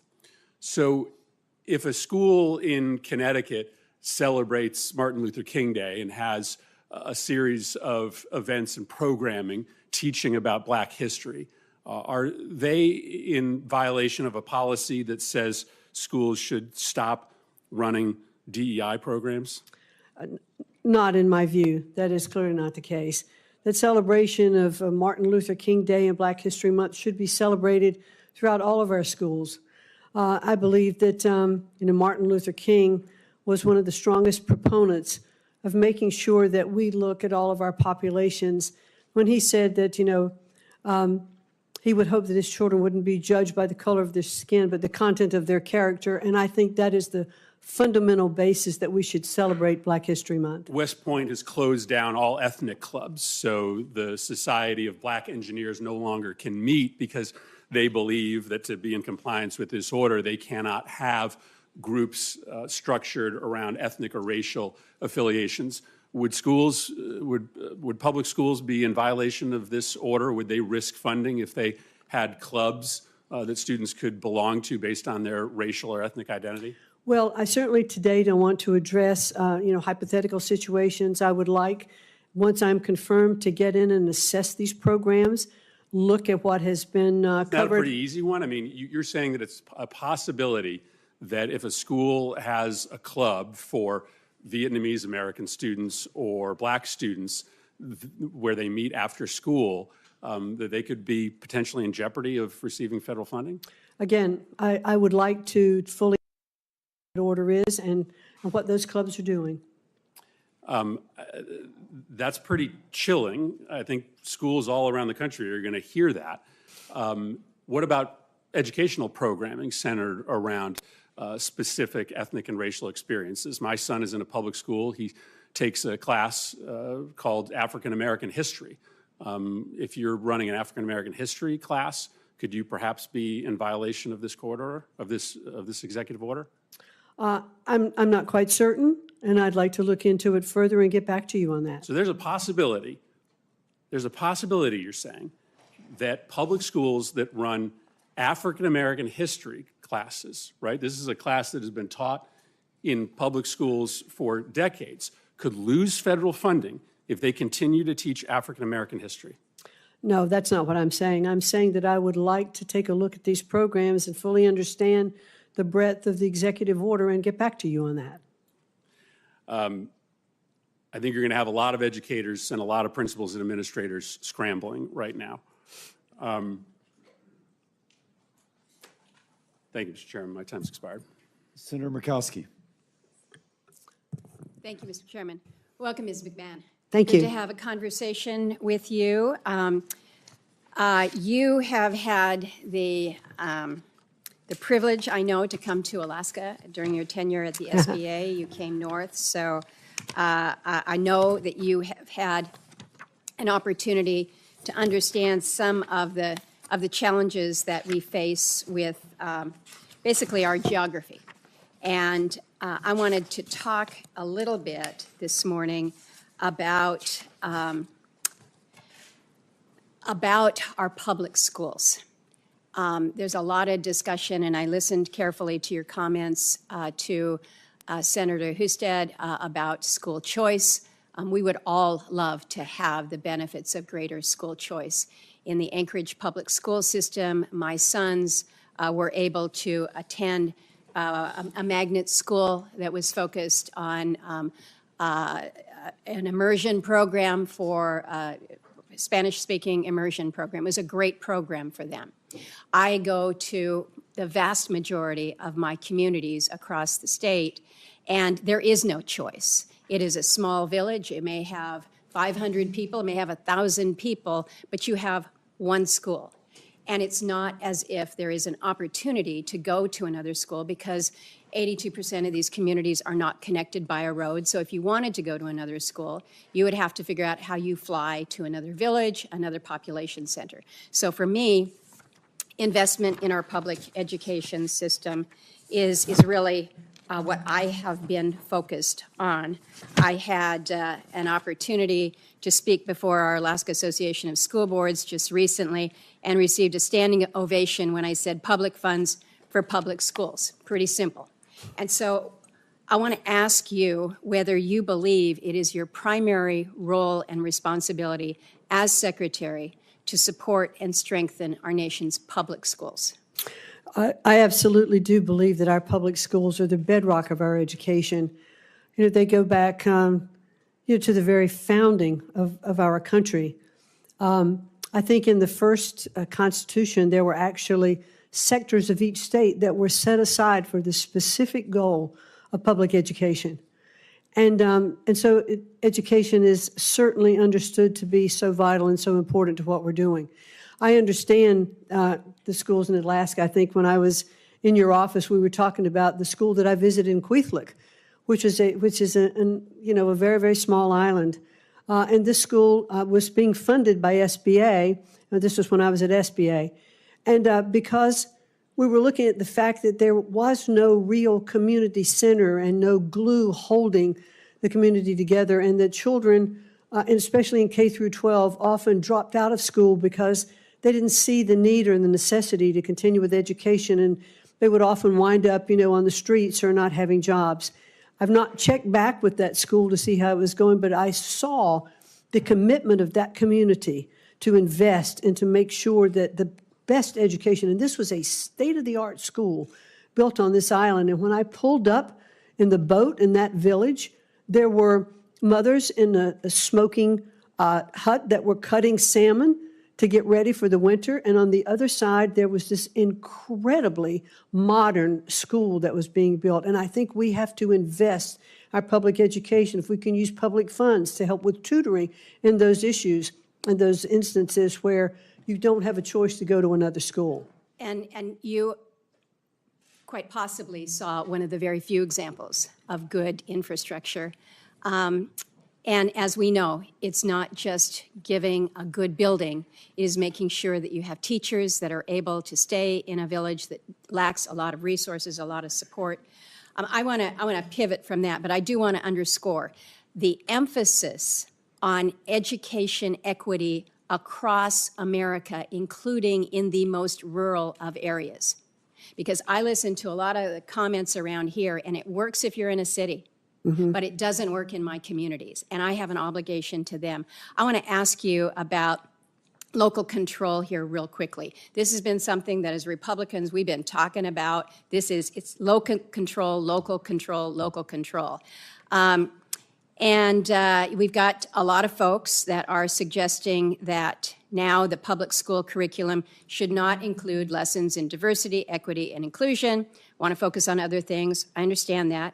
But we have ESSA, the Elementary Secondary Education Act. We included a number of provisions that were very, very specific in prohibiting any federal employee from mandating, directing, or controlling a state's school districts or schools' instructional content, academic standards and assessments, curricula, or program of instruction. So you may be in a situation where, as secretary, you may not condition the award of a grant on a school agreeing not to teach DEI subjects. You may be in a position where you can't mandate that they teach the principles of the U.S. Constitution. You may be in a position where you are not able to prohibit teachers from discussing LGBTQ issues with students. ESSA is very clear, and again, it was something that we wanted to promote as Republicans with a focus on local control. So how do you balance what you have shared here before the committee with the requirements of the law that says the federal government is not the school board here, if you will, for our nation's schools? Thank you, Senator. And I believe, I don't remember which of the senators this morning, well, actually, I think it was Senator Scott, who said the Department of Education does not actually educate any child. It is to be handled at the local level. And I understand under ESSA there were lots of regulations put in place to return, and the goal was to return education to the states, which is clearly the president's role. But Senator, I must say, we have failed in our mission. We are not delivering the kind of education that we need to deliver to our children. I believe, as does the president, the best education is closest to the child, that parents and the school officials who understand the needs of those children in those communities can best direct the education in those states, and states will be competitive. Governors have put in programs, for school choice, et cetera, and looking, and what kind of results, are we seeing? I was heartened by the state of Louisiana in the recent NAEP scores that came out, that they had brought up their reading and their math scores by a considerable percentage because they went back to basics. They were teaching children to read and write and do arithmetic. And I think I heard superintendent of the Louisiana schools say that he used everything from flashcards to AI to make sure that the students were getting the basics in education. And that's what we have to get back to. It sounds like you're suggesting we need to Senator amend or change ESSA. Senator Murkowski, I was asleep ahead. at the wheel. You're Go like ahead. way over. Senator Kane. I would never describe you as asleep at the wheel, Mr. Chairman. But thank you, Ms. McMahon. I enjoyed the visit we had in our office, especially our discussion about career and technical education. That's a huge passion of mine. When I asked you about public service loan forgiveness, the federal public service loan forgiveness program was put in place during the Bush administration, bipartisan Congress. It's been part of law since 2007. What is your position on public service loan forgiveness program? Well, certainly, and thank you very much. And it was good to visit with you in your office, Senator. Clearly, there are programs that have already been passed by Congress that do, in fact, grant loan forgiveness for public service. with our first responders, military, et cetera. And we certainly should honor those programs. And if we want stronger or more programs for loan forgiveness, then I think Congress should pass those programs and then we would implement it. So your commitment is, should you be confirmed, you will fully implement existing public service loan forgiveness programs that have been passed by Congress? Those that have been passed by Congress, yes, that's the law. That's very important because during the first Trump administration, Secretary DeVos and the Department of Education slow-walked approvals of public service loan forgiveness. 7,000 people over the course of 4 years were granted forgiveness under the programs. It was about a 3% acceptance rate of fully qualified applicants for public service loan forgiveness. During the Biden administration, more than 1 million applicants were approved for forgiveness, as was appropriate given the congressional directive, and more than 33,000 Virginia public servants were given public service loan forgiveness. If the Doge brothers or somebody else tells you we don't like these programs and we don't want you to implement them, I can count on you to stand up and fully implement them to benefit those who are entitled to the benefit by the congressional statute. Yes, because that's the law. Thank you for that. If there's no Department of Education, who will enforce the Individuals with Disabilities in Education Act? Well, I think that is something that I would very much like to understand more and look into. I mean, when IDEA was originally set up, it was under HEW, the Department of Health, Education, and Welfare. After the Department of Education was established in 1980, it shifted over there. I'm not sure that it's not better served in HHS, but I don't know. I haven't yet been able to be in, and if I'm confirmed, it is of high priority to make sure that the students who are receiving disability disability funding, that is not impacted. It is incredibly important that those programs continue to be funded. My Virginia parents who have children with disabilities are highly, highly worried right now about the elimination of the Department of Education. Because the IDEA is about funding, and I know you've talked about that already, but it's also about enforcement. You would agree with me that there has to be vigorous enforcement of the requirements of IDEA. Well, I certainly agree that we want to make sure that that funding gets to those students, I'm and not it's not asking about defunding. funding. I'm asking about enforcement Well, of the yes, provisions. the programs have to have accountability. All the programs do. What role do you think the federal government should play in addressing the national teacher shortage? Well, boy, that is a really critical issue, that we're not attracting and keeping our teachers.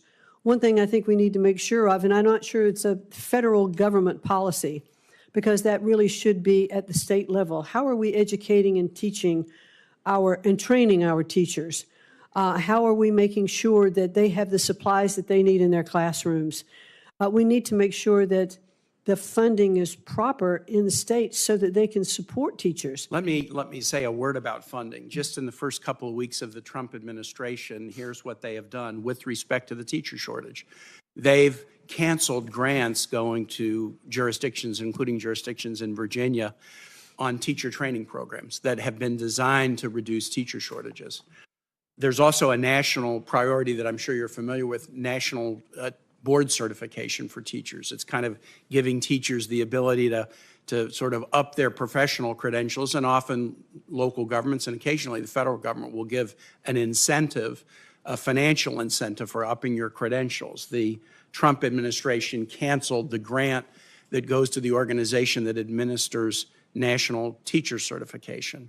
I get it that the primary responsibility for dealing with teacher shortages is at the state and local level. But the federal government has played an important role in this, and there are important ongoing initiatives to help states deal with it that this administration is canceling, suggesting that they don't really prioritize having highly qualified teachers standing up in front of every classroom. My time has expired. Thank you, Mr. Chair. Thank you.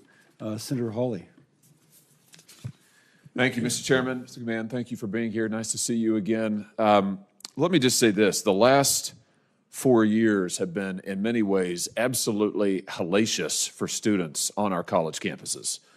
You had the last administration which issued federal rules, binding regulations that required our college campuses to put biological men into women's locker rooms.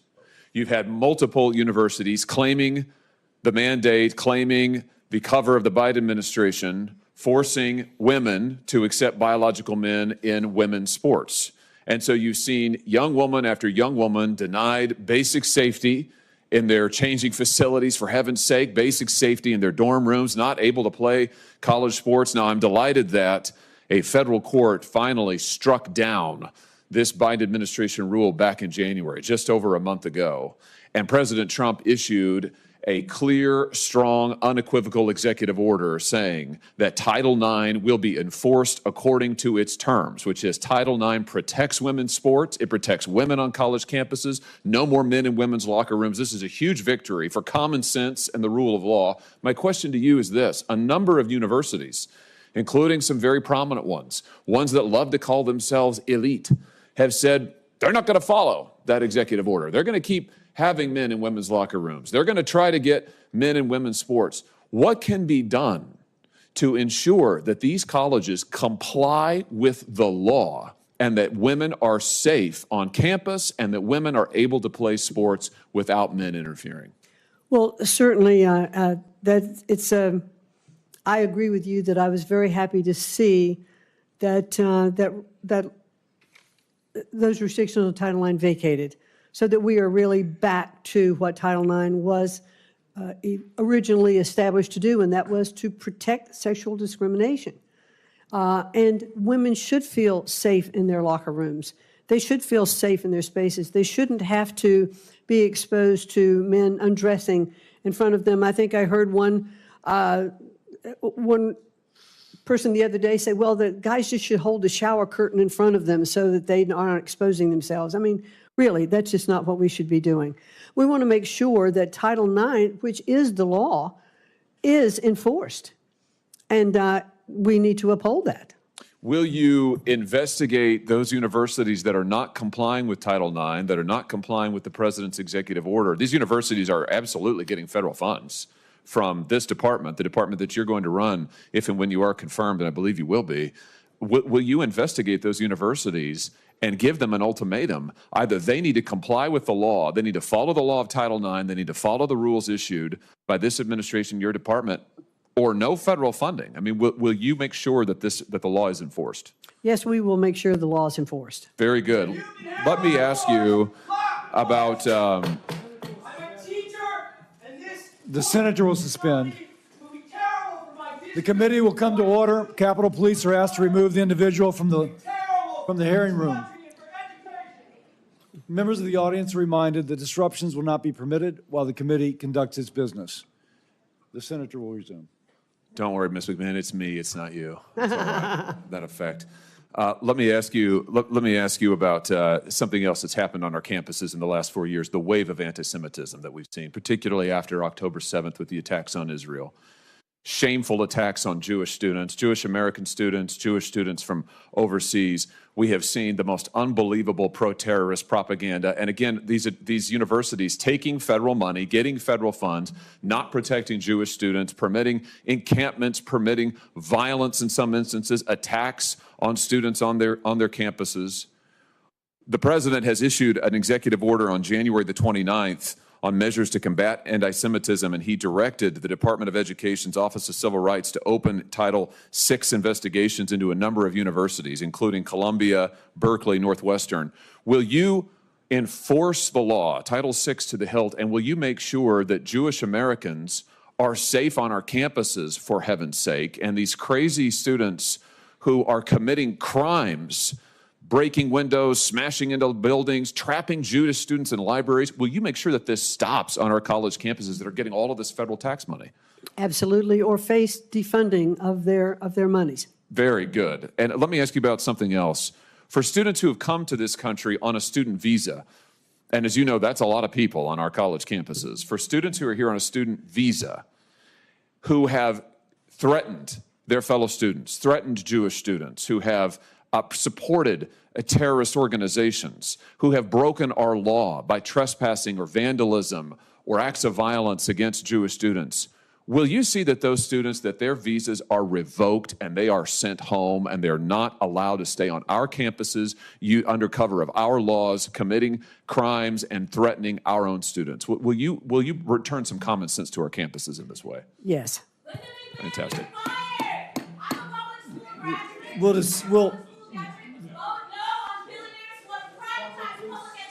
Capitol Police are asked to remove the individual from the hearing room. I'm not sure it's going to matter, but I'm going to remind members of the audience that disruptions are not to be permitted while the committee conducts its business. Please show people the regard you would have them show yourself if you're in this role. It may seem trite, but the rudeness of people who are trying to squelch others as they're trying to communicate in an incredibly public forum is just amazing, amazingly bad. With that editorial comment, I then go to Senator Hassan.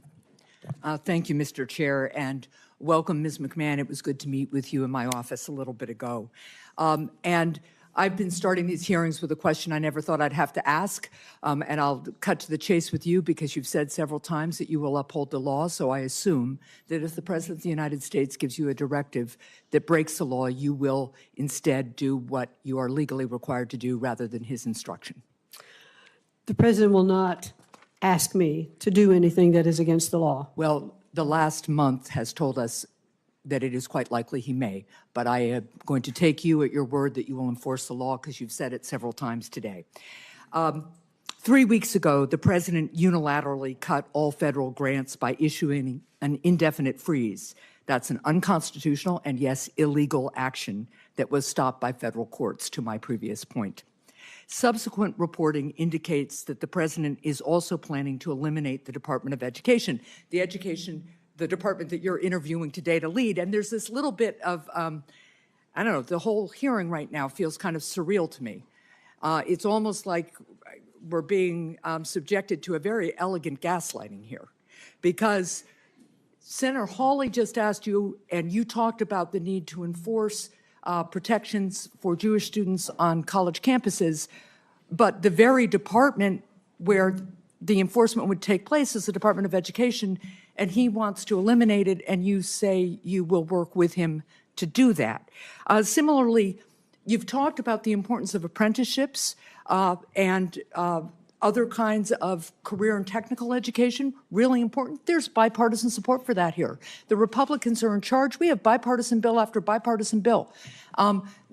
We could go right forward with it, but there's this discussion as if we haven't made any progress on that, and there's somehow a partisan divide about that. So I'd encourage you to look into that. But I want to talk a little bit about why the Department of Education is so important. It plays a critical role in making sure that students, regardless of their zip code, race, gender, disability, or family circumstance, have access to a quality public education.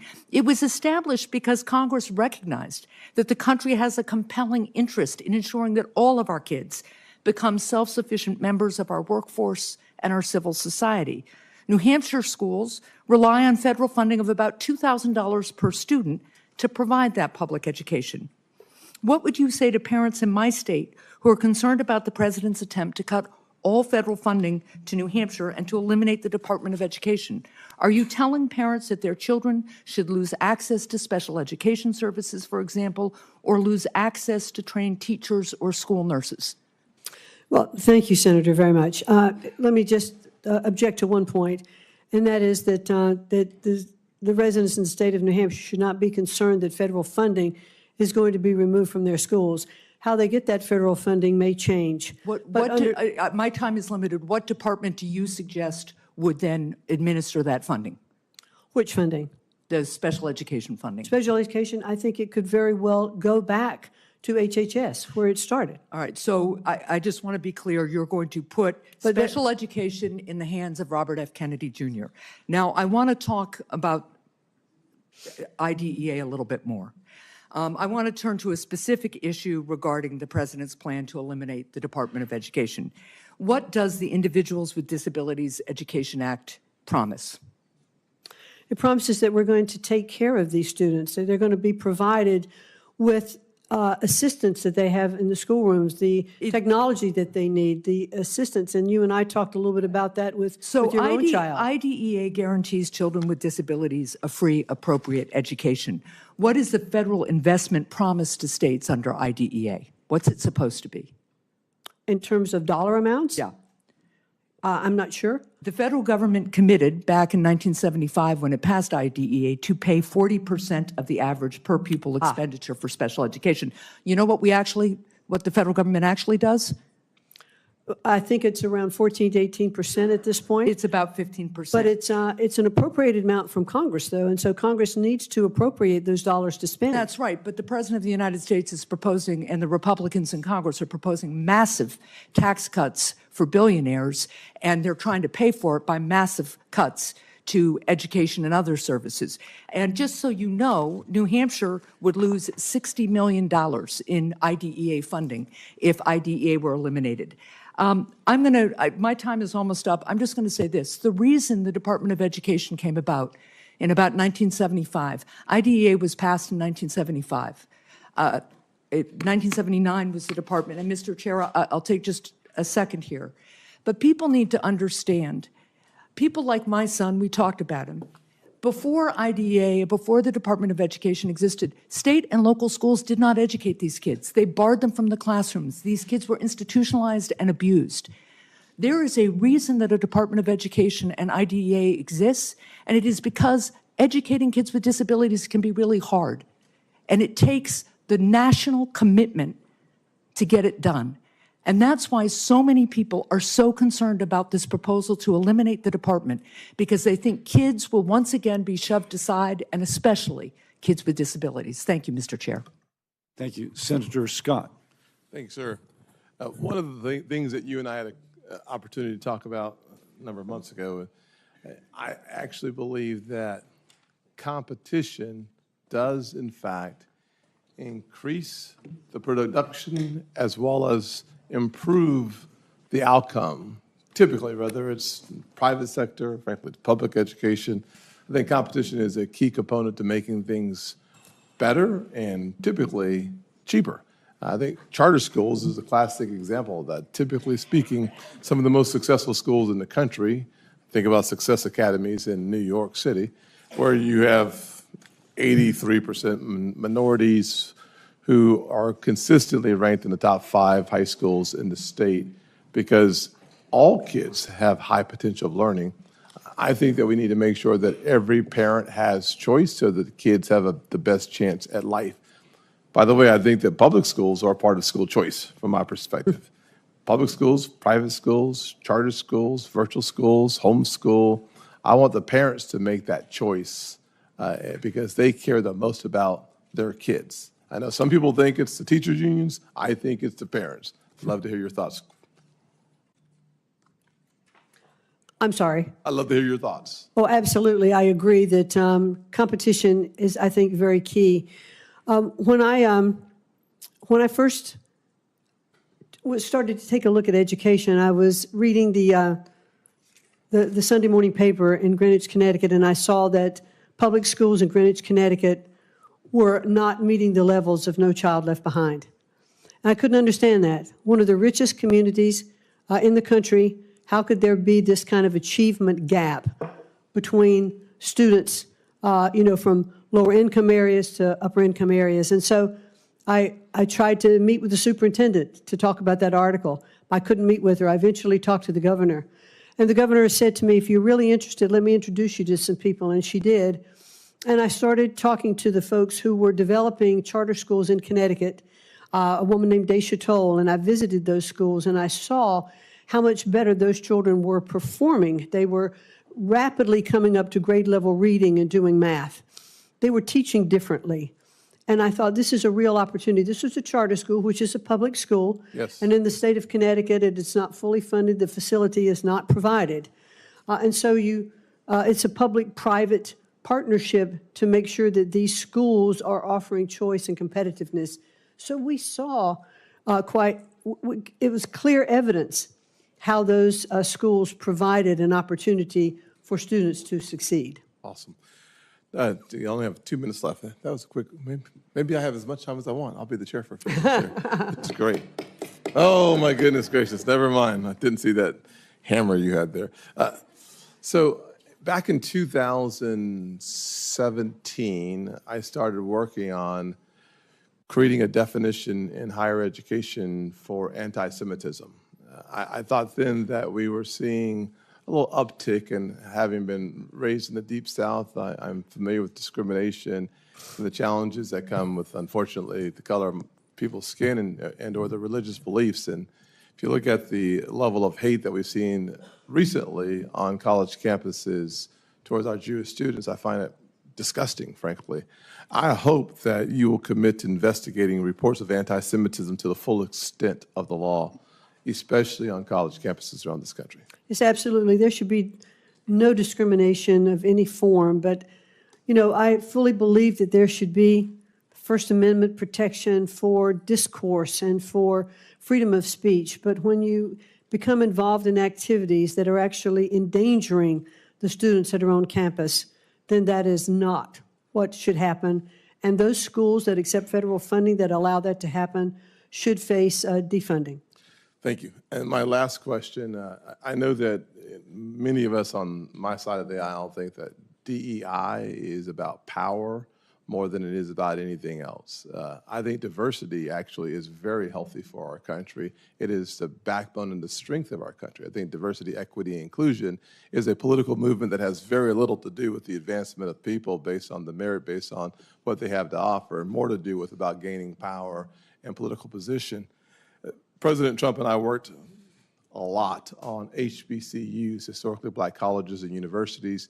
He was able to take that funding to the highest level in the history of the country. He was the first president and the only president to make that funding permanent. There's no doubt that our country still struggles with the issue of race, but one of the shining examples of a merit-based system that helps those who do not have see the perspective that the American dream is for them. I hope that you will commit to continuing the efforts of President Trump on supporting historically black colleges and universities. Yes, as a matter of fact, I met with the president of Howard University a week ago, and we sat and talked through a lot of the different programs that are offered there. And I was very impressed, and I understand that I believe that I'm an honorary Board of Regent member. That may not be the right description by virtue of if I am confirmed as the Secretary of Education, and I look forward to continuing those programs. And with my last 5 minutes. Make it fast. Okay, I'm done. Thank you, Senator Scott. I see Senator Hickenlooper jumped in front of the freshman. No, I'll yield to the freshman, just out of deference to her frosh status. Okay. Senator Blunt Rochester, you're recognized for 5 minutes. Thank you so much, Mr. Chair and Mr. Hickenlooper, for that sharing of the time.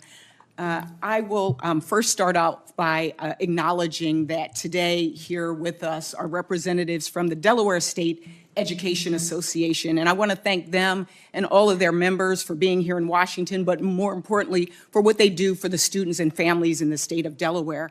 I also want to thank you, Ms. McMahon, for taking the time to come and meet with me and talk about a myriad of issues. I especially appreciated your candor in our meeting. And, you know, as I'm sitting here watching the passion of the participants, of the members, it is clear that education is so important to this country. And I am clear-eyed about the challenges that we face in accomplishing the goal of ensuring that all students are able to be prioritized. I shared my concerns about the call to abolish the department. I am particularly concerned, as a former cabinet secretary myself, cabinet secretaries do have the influence, the power, the responsibility to share what is good, what is bad, what is wrong. And so I understand waiting until you get into a position to figure some things out, but there are core basic things like, do we have the confusion that people have over this executive order on diversity? They are scared. The fact that school kids are afraid to come to school, maybe because of their status, you know, we're hearing all kinds of stories, and that's why this hearing is so important. That's why this position is so important. And I'm just a little confused because part of the reason why it was created was because in HEW, children were buried into these big departments. Why do you think that a department that is focused and that really is dealing with children, whether it's civil rights, disability, providing the checks and balances, why do you think that it is better to stick the functions of dealing with children with disabilities in a huge department that will not have the same priority? Thank you very much, Senator, for that question. The bottom line is because it's not working. Department of Education was set up in 1980, and since that time we have spent almost $1 trillion, and we have watched our performance scores continue to go down. I do believe that it is a responsibility to make sure that our children do have equal access to excellent education. I think that that is best handled at the state level, closest to the states, working with state administrators, teachers, parents, who should have input into their curriculum. I have only 2 minutes, and I just want to follow up. Do you believe that any school benefiting from taxpayer dollars should be required to follow federal civil rights laws? Schools should be required to follow the laws. Anybody getting taxpayer dollars. And so that's good. So private schools should not be able to turn away a student with a disability or a student based on their religion or their ethnicity or race. Well, private schools aren't taking federal dollars. But I'm saying, so they have the ability to say that if they do not believe that they receive them. Well, if they believe that they cannot best serve that student and they're not taking federal dollars, then they have the right not to accept that student. But I'm speaking specifically when we talk about, there's a lot of conversation about vouchers. If private schools take federal dollars, can they turn away a child based on a disability or religion or race? Well, I think that there are also some public schools who are saying that they don't have the... Really just a yes or no? No, it's not. It really isn't. For me, if you want to follow up, because I'm kind of running out of time. Okay, I'd be happy to follow, and I'd look forward to following up with you to discuss that. Thank you very much. Okay, because this is one of the big concerns that we hear about. Also, I believe that as a country, as I said, we've benefited from checks and balances. It's a hallmark. If you're concerned, how would you defend the rights of all students if state and local governments are unable or won't address violations of students' civil rights? For example, how will you intervene if a student is being bullied or harassed on the basis of race or disability? Well, certainly, civil rights, are the rights of everyone. And so we'd want to make sure that our schools are enforcing. The bullying shouldn't happen anywhere. No child should be made to feel uncomfortable. So it is, but the Department of Education does not control that from Washington. Would you put this in the department? When we talked, you mentioned the Department of Justice. Would you move this to the Department of Justice? Well, one of the things that we talked about, as I said this morning, that I think there may be more appropriate places that maybe the Department OCR that is currently in the Department of Education is better served in the Department of Justice, where they have civil rights attorneys as well. But I don't know those things yet. If I'm confirmed, I look forward to getting in and really digesting and understanding where all of these particular aspects need to fit to best serve our students. That's the goal. It's to protect our students. I look forward to following up. You can understand there is a lot of distrust based on people's motivations in just the past few weeks. I think that's why you're seeing all of what you've seen in this audience today in terms of participation of the folks here. This is important. Our students are important, as you know. And so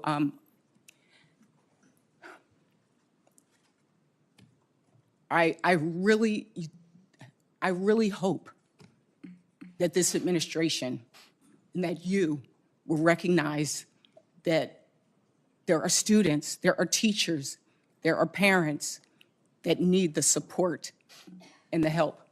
And we hope that you will continue as well with your support of HBCUs. Thank you, I yield Senator. back. Thank you so much, Thank you so Senator much. Good morning, Ms. McMahon. Good to see you. Thank you. Good to see you, too. You bet. Ms. McMahon, when I speak to youth, I typically talk about the 3 pillars of my life: faith, family, and education. And thanks to a strong faith, a loving family, and the public educators in my life, I was a first-generation college kid who got to live my American dream and become a physician and practice in rural medicine. So this education thing is so important to all of us on both sides of the dais. I raised 4 kids in public schools. And unfortunately, I've seen the deterioration of the education system. And again, we have the most incredible teachers and coaches back home, and I'm grateful for all of them. But I think we'd all agree we're going the wrong direction. Just really big picture, what would be your top priorities? How do we change the ship's direction? Well, certainly the President has given a very clear directive that he would like to look in totality at the Department of Education and believes that the bureaucracy of it should be closed, that we should return education to our states, that the best education is that closest to the kids, and that we should work with our local schools, with our superintendents, with our parents, to make sure that the education that our students are getting are the ones that is best for them. It's not one-size-fits-all education policy throughout the country. Governors have taken great strides in implementing school choice, making sure that schools have the funding that they need. And we've seen public education in those states actually improve. There have been studies to show that. And so I'm very hopeful that we will get back to the basics of education so that our children can read when they leave 3rd grade, and that 8th grade students can do math and read at proficiency. Today, only one third of high school students graduating can read proficiently. That means 2/3 can't. We are failing our students, our Department of Education, and what we are doing today is not working, and we need to change it. Thank you. Ms. McMahon, should biological boys be allowed to compete against girls in sports? I do not believe that biological boys should be able to compete against girls in sports. And I think now that they certainly not only have the people spoken, because that was something that President Trump ran very hard on, but also the court has spoken. Ms. McMahon, I feel like there's that anti-Semitism has become endemic in our universities. Would you be open to some type of an anti-Semitism commission to evaluate the progress of the universities on this issue? Yes, I would, and I'd look forward to perhaps working with you or other members of the committee on such a commission. Okay. Let's talk about workforce Pell Grants for a second. I mean, we can't keep doing what we're doing. The average starting salary for graduates from our community colleges and technical colleges back home is higher than our 4-year universities, and their debt is close to zero, if not zero as well. What would you speak to what do you feel about more flexibility of Pell Grants? Oh, I certainly would like to see workforce Pell Grants, and it goes through various stages of getting passed, but I definitely think that workforce Pell Grants are something that could stimulate our economy, provide opportunity for those who want to participate in skilled-based learning, to have the opportunity if we'd have short-term certificates of Pell Grants that would get those students into the workplace faster if they want to be electricians, HVAC developers. And apprenticeships as well? And apprenticeships and internships, all of that. Well. In fact, in the first Trump administration, I was part of, with SBA and working with the Department of Labor, of making sure that there were more apprenticeship programs across the country, because those are very, very vital to the growth of not only our economy, but our businesses in general. Thank you, Ms. McMahon. I appreciate your answers and look forward to supporting you. Again, education is so important to all of us. To live that American dream, we need a strong education system. I know you're committed to that as well. Thank you. Mr. Chairman, and I yield back. Senator Hickenlooper. Thank you, Mr. Chair. And thank you, Ms. McMahon, for your public service and for coming back and going through all this. Again, I thought when you were talking to Senator Blunt Rochester, your comment that bullying shouldn't happen anywhere is true, is absolutely true. It shouldn't happen in schools. It shouldn't happen in homes. It shouldn't happen in government. And I'm not going to go over, I agree on the things so much you've covered, anti-Semitism and making sure that there's great clarity around that. I want to talk a little bit about history and the teaching of history. I used to talk about topophilia, which means love of place. And I believe it's a basic building block of economic development of people's affection for a place. And that affection comes largely through the teaching of the history of that part of your state or your county, however it gets broken down. But I think teaching every part of our history is important. Colorado, some of the worst parts of our history, Governor Ralph Carr, a Republican governor who's one of the few Western governors who, when we were putting large detention facilities together for Japanese Americans during at the beginning of World War II, he said not only we're not going to support that, but any Japanese Americans who want to come should come to live in Colorado and live freely. We had the Sand Creek Massacre, where Colorado volunteers slaughtered almost 200, mostly women and children. But I think you mentioned in your testimony that the importance of teaching true history. And I understand the emphasis on positive, but I want to make sure that we agree on the teaching of all of it, both positive and negatives, just because as an entrepreneur, you learn more from your mistakes than from what you do right. And I think making sure that we don't gloss over the troubling parts of our history that we're not letting that slip behind us. Well, clearly, I do agree that we should teach our history, the true history, the good, the bad, and the ugly, because we don't learn unless we recognize our mistakes. I will state that the Department of Education does not establish curriculum, but that is handled at the state level. But clearly, I am in favor of our history being taught exactly as it happened. Right. Well, I appreciate that. And it's funny that a lot of people don't. So it's good to get that on the record. We talked a little bit about apprenticeships and the importance of apprenticeships. I think the comment you made just that almost 2/3 of our kids, when they graduate from high school, cannot read proficiently is a disgrace that we should all not accept. And as I think as you recognize, it's not that we don't have good teachers. I think we have great teachers in every state. It's very powerful statistic that in almost every survey, parents think that the school systems are broken except theirs. They think their school is pretty good. And I think that's a reflection of the quality of teachers we have. But this notion that everybody should go to college, I think is prevalent and persistent. That you've talked about the importance of alternative career pathways. When you were in the office, we discussed this. One of the major issues we hear on trying to push apprenticeships, not just to trades and not adult apprenticeships at 18, but 16, 17, 18-year-olds while they're in high school going and working a couple days a week at an insurance company, could be a law firm, anywhere, but learning what a job place looks like, coming back to school and learning things that might make them more successful there. One of the problems is that type of an apprenticeship, so many of the academic advisors are just focused on that 4-year college track. And that's what the parents are kind of expecting. They may not even realize what apprenticeships are around there.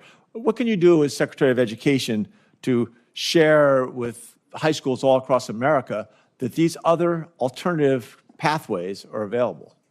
Well, certainly I've been on the record even when I ran for the Senate in the state of Connecticut. I ran twice and didn't win, but I always talked about how we needed skills in our country that we did not have the trades that we need to have today. But I also talked about how parents, I think, are encouraging their children only to go to college and not necessarily recognizing that there are other avenues that those children could pursue. I clearly was a parent who were pushing both my children to go to college, but I realize today that there are other opportunities for students to succeed and enter into a pathway that they will be successful in their lives.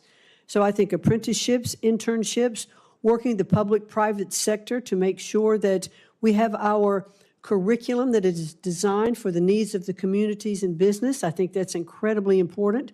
It's one of the things that we've we've striven to do at Sacred Heart University that I sit on the Board of Education. What are the needs of the community, and how can that curriculum be structured to satisfy that need? And that's, I think, critically important.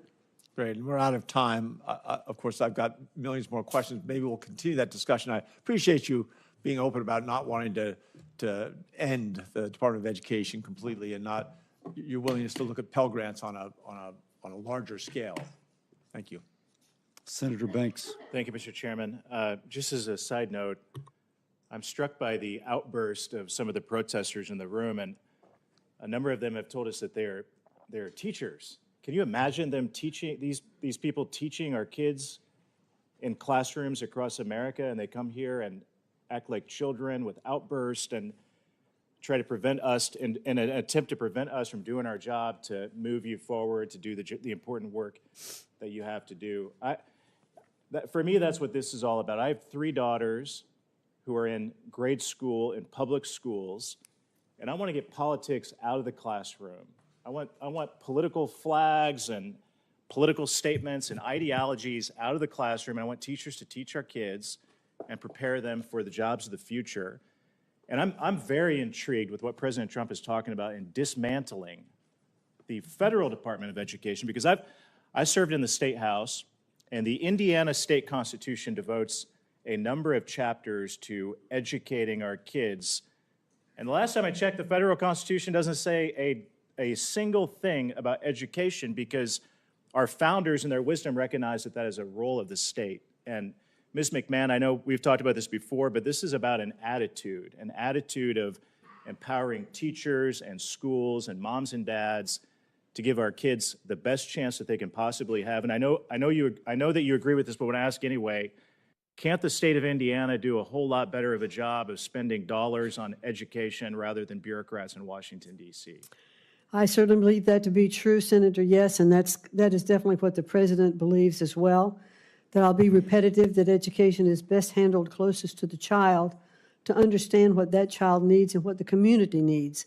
And working with parents, parental rights are so important in educating our children, and I definitely believe that should be our return to the states. Speaking of wasting money, the Biden Department of Education allocated over $1 billion in grants toward diversity, equity, and inclusion programs.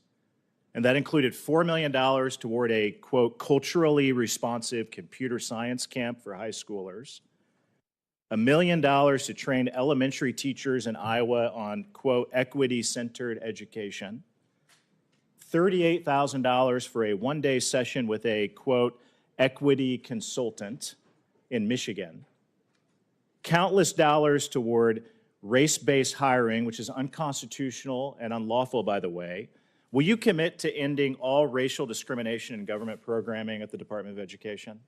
That will be my goal, absolutely, to work, and I'd look forward to working with you and other members of the committee as well, and with Congress, to make sure that we can take the ideology, if you will, out of education and focus on actually teaching our students to read and to write and to do arithmetic, because they cannot be successful if they cannot do the basics. Some of my colleagues today have talked about the rise of anti-Semitism on college campuses, and I think one of the motivators of that is money that flows from adversarial foreign countries like China and other countries with an anti-American agenda that are donated to many of our colleges and universities in the United States of America. And it turns out that the Department of Education plays a key role in reporting and making those foreign donations transparent. While I want to ban them altogether, China should never be donating money to colleges and universities in Indiana or anywhere else in the country. Have you thought about what other steps that we can take to eliminate foreign influences, especially anti-American influences on our college campuses? Well, I think what we've seen is the lack of transparency of where the money comes from, how much, and what it's used for when it gets to colleges. And I think there absolutely has to be more transparency in tracking that money. And I hope that I saw what President Trump did in his first term and the 4 years of tightening many of these donations and blocking them, making them transparent. And then I served on the Education Committee in the House for 8 years, so 4 years of President Trump, 4 years of President Biden. There was no attention paid to this under President Biden. Chinese Communist Party dollars flowing to colleges and universities that are no longer reported, made transparent.